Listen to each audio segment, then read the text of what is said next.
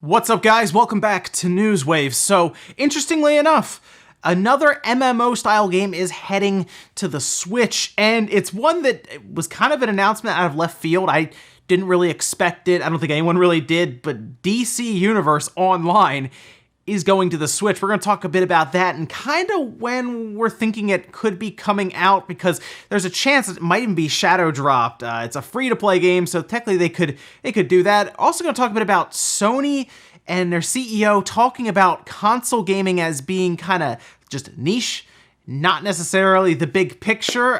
Interesting stuff there coming from Sony. We're gonna talk about all of that and more today, guys. As always, enjoy these videos. Make sure you hit the like button. It does help out. And get subscribed as we head towards 300,000 subscribers. And we got E3 coming up, and there's gonna be a lot of stuff happening, so keep you up to date. Here, today we're actually gonna start with Darksiders 2, because strangely enough, Koch Media, or Koch Media, I've been told it's Koch Media, actually posted Darksiders 2 for the Switch. That's right. So basically, THQ Nordic posted Darksiders 2 on the Switch before they have officially announced it. Now, this shouldn't be surprising to anyone, right? They did the original Darksiders, War Master Edition. It's now come over. We've heard some rumors for a bit now about Darksiders 3. We've seen rumors about Biomutant. And to hear that something like Darksiders 2 that, well, THQ Nordic themselves have alluded to isn't really shocking. It would be weird if it didn't come over. So, yeah, I'd expect that maybe as an announcement at E3 or even leading up to E3, because THQ Nordic has tons of games in development right now. We're talking like 60 plus games in development, and hey, a lot of them are probably ports like Darksiders 2. So here's a weird story. If you've played Team Sonic Racing on the Switch, you may have noticed that an opening cutscene was actually missing, and it's a weird thing that stuck out, but we actually have a bit of an answer here for why they did that. This actually was from US Gamer, who got a reply, and it simply said that the opening cutscene was cut simply for space constraints, trying to get under that 8 gigabyte mark, as it's a 6.6 gigabyte game. Most likely that opening cutscene put them too close to that mark, and because they of course wanted to put it out as a $40 game, it's not a full price $60 game, it at least makes sense in that regard not to bump up to a 16 gigabyte cartridge, although we've seen places like Capcom do that with things like Dragon's Dogma, so weird situation. The other strange thing is they don't appear to be patching it in, which would have actually made sense to just have it as a day one patch. Oh, look, the opening cutscene's there. Not necessarily a big deal because it doesn't really detract from gameplay or anything, just an odd thing and just another time where we see these cartridges technically getting in the way of, I guess, just a full represented game. Fortunately, though, no gameplay or anything was cut. It was just the opening cutscene. Apparently, it's actually a pretty cool cutscene. You can look it up on YouTube, I guess, but Sega might want to think about patching that in. We also found out that Cyberpunk will actually not be playable at E3, which is a shame because that would have at least told us a bit about the progress. As you're seeing here, we actually had a post from Marcin, who is the global community lead for CD Projekt Red, saying to answer many questions about the demo and whether or not Cyberpunk game will be playable at E3. We're going to be hosting gameplay presentations, so game played by us in that cinema. So unfortunately, it's going to be them mostly playing the game and showing it to the journalists, the press, and then the public, as they're going to have some public demonstrations as well of the game. But it not being playable pretty much tells us that it's not coming out this year, and this could be a 2020 game, maybe even a 2021. They're not really in any big hurry to get this thing out there. A lot of times CD Projekt Red will take their time, but it's been in development for quite a while, so I'd like to see it come out sooner than later, but hey, holiday 2020 is actually not bad, because then of course it'd be backwards compatible, the newer system be backwards compatible, so we could probably pop that right into the PS5 after it comes out on the PS4 and get a pretty cool experience. Oh, and for whatever weird reason, Nvidia, I guess, is introducing some new card. We just had the RTX line come out. The amazingly expensive 2080 Ti exists, but they put out a full teaser trailer that you're seeing here, and it simply says something super is coming. It doesn't really show much. And we're leading up, of course, to E3 and everything, and most likely they're just gonna put something out about a new video card, whether it's a Titan, refresh or something with RTX line. It's gonna be most likely a very expensive card.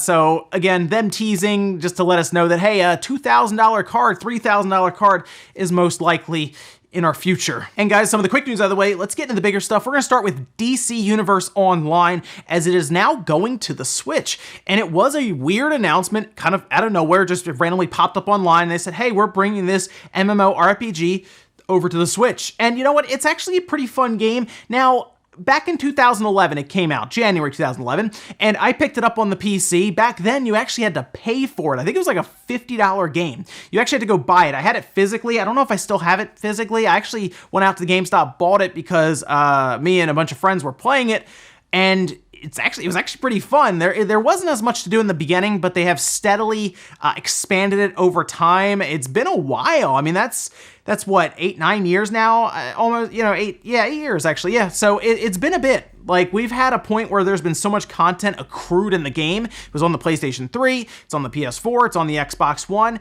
and now it's going to the Switch, which is kind of interesting because, of course, that's a portable system to put it on. It will need that internet connection, so keep in mind you'll be playing it mostly around your house, wherever there's a solid Wi-Fi connection away from there. So keep that in mind. It isn't an MMORPG, an online game, so you're going to want to keep that in mind. You're also going to need I assume, a larger amount of space free, because if you look on Steam, it's like 30 gigabytes. So it would be a download. It's free to play, which is pretty cool. And it is a DC Universe game. So you have all of the DC characters, Superman, Batman, Wonder Woman, and everything. And yeah, it was pretty fun. You make your character, you build them up with your own superpowers, and you can actually make them so that they're like Batman. You can make it like Superman. You can have traversal skills like flying, acrobatics, and everything. This is a pretty cool game. It's just very interesting to see it go to the Switch. No crossplay, most likely no cross progression. So I guess everyone's going to be kind of starting from like scratch when we go in there, which actually might be kind of neat to have its own little basically economy and break off there away from everybody's been playing a lot on the other platforms. So interesting stuff. Now, the thing about this is they say summer is when it's scheduled to come out.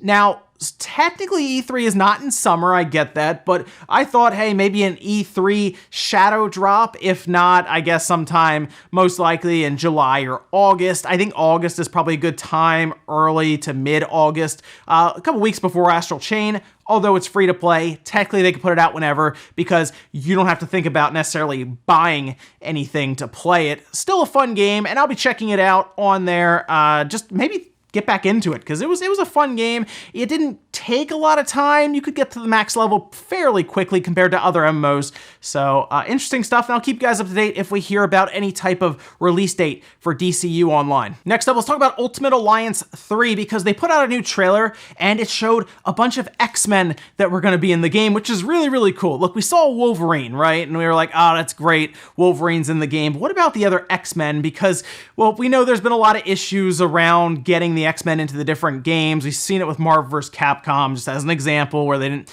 have any of them in there, but it looks like they're going to be stacking this, as we would hope, for Ultimate Alliance, which is supposed to have a bunch of characters in there, and it's just supposed to be a really fun time. If you played Ultimate Alliance 1, 2, or any of the X-Men Legends games, like I loved X-Men Legends on the GameCube, and then I also played, I believe, the second one on the Xbox. It's been a little bit, but I do know I played one on the GameCube and one on the Xbox, the first one or the second one, either way. But I'm excited to look at the third one and see what we have. Now, they showed off several characters. They didn't show Cyclops, which was kind of weird, but they did show Beast, Nightcrawler. Nightcrawler is cool. I'm looking forward to playing as Nightcrawler. Magneto, Psylocke, Mystique. They showed a bunch of characters, and yes, it still looks like it's just going to be a really fun time. Online play, of course, 4-player co-op, it looks like, and it's all about leveling up your characters and playing through the game together, and just as a big action RPG beat 'em up style game. Really, really exciting to see. I'm glad the X-Men are in there, and it makes me wonder who else is going to be revealed as we go towards the release date, which is July 19th. They could even have some characters from Nintendo, maybe. Who knows? I mean, technically it's Nintendo's own game for the summer from Marvel, while we assume the Avengers project is probably going to be the other platforms, and I mean, E3 is coming up and Square has that prime time slot. But the Switch will get the Marvel Ultimate Alliance 3 game, and who knows, maybe they'll drop in one of their own characters to kind of continue building the hype. So it's fun to think about who else could be added. Next up, let's talk about Sony's CEO actually talking a bit about the console market. Now, there were a lot of questions around the Sony-Microsoft agreement, essentially, that's kind of been penciled in, really, right? They're going to be exploring different possibilities around cloud gaming, most likely attempting to come to a solid agreement and actually inking a deal that's going to have to do with Sony having access to data centers from Microsoft. We've talked about it quite a bit.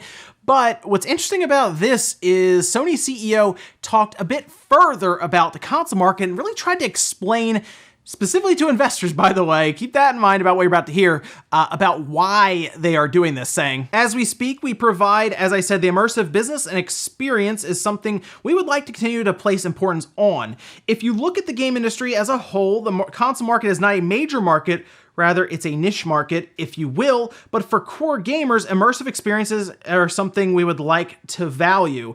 In this respect, for the time being, the consoles as something that brings about computing functionality to the users is very important, but on the other hand, technology will progress, and so as I said today, the Remote Play and PlayStation Now, the streaming services we worked on in parallel, that is what we are doing at this moment. Now, listen. They're not technically wrong, right? Sony's CEO here is not incorrect necessarily, okay, about consoles being niche compared to things like phones. And I know it sounds bad, it does, because it's really funny to hear Sony talk about this, right?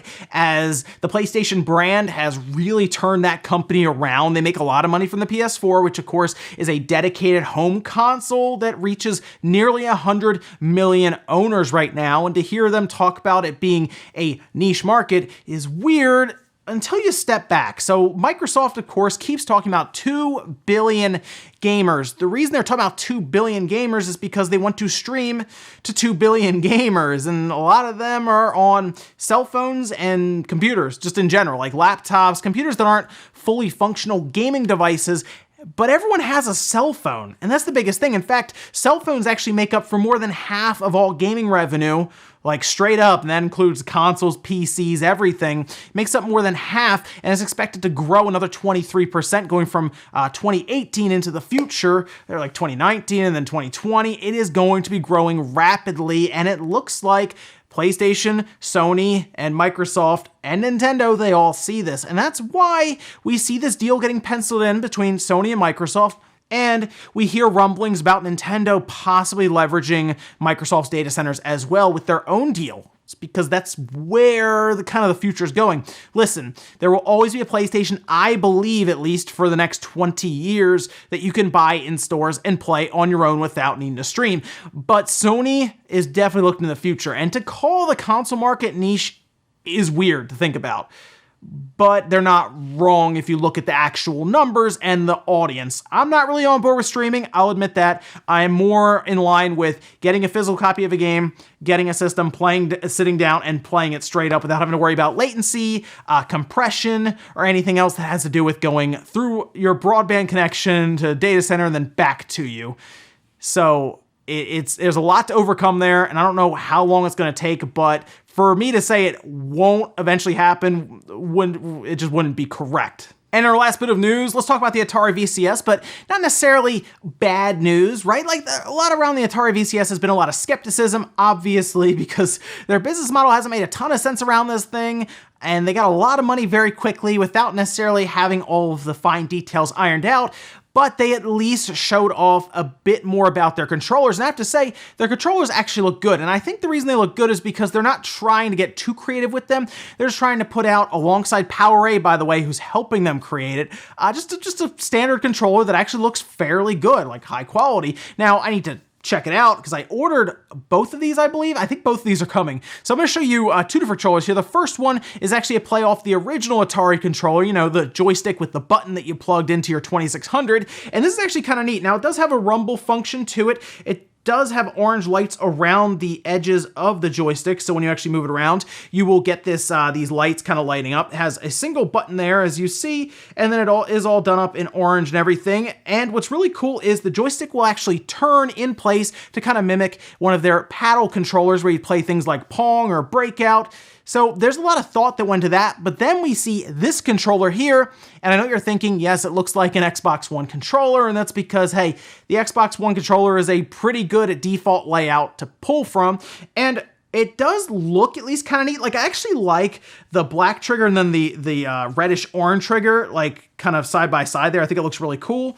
Same with the joysticks. The thing that kind of throws me off a bit here is that D-pad.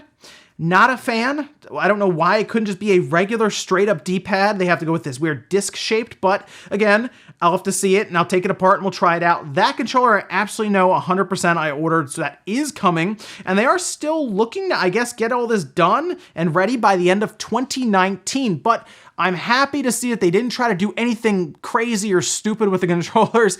It was very much business as usual with this, and I actually like kind of the play off of the original Atari controller, modernizing it. Bluetooth, USB and everything is all there, and these controllers can all be used apparently away from the Atari VCS, so maybe you hear good reviews about their, I guess we'll call it a Pro Controller. You could technically order it and sync it up to your computer and use it there as well. So at least on the controller front, it's looking pretty good. And we'll finish up today with the comment of the day from yesterday. This one actually comes to us from Dreamer's Wake saying, I think a lot of people are expecting these Nintendo mobile games to be a one-to-one comparison to the console counterparts.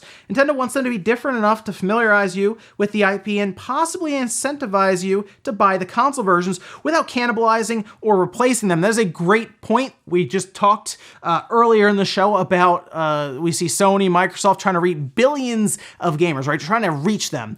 And Nintendo would be doing the same thing by just putting their games on the platform and saying, hey, Mario Kart, why don't you try it out? It's free to play, right? That's kind of their thought there. They don't want it to overtake their console versions like Mario Kart 8 Deluxe, for example. They don't want that. They don't want Animal Crossing, Pocket Camp to overtake, well, Animal Crossing, what 2019 is what it's still called, I guess, Animal Crossing just in general. They don't want it to overtake the Switch version, but they want you to know about it.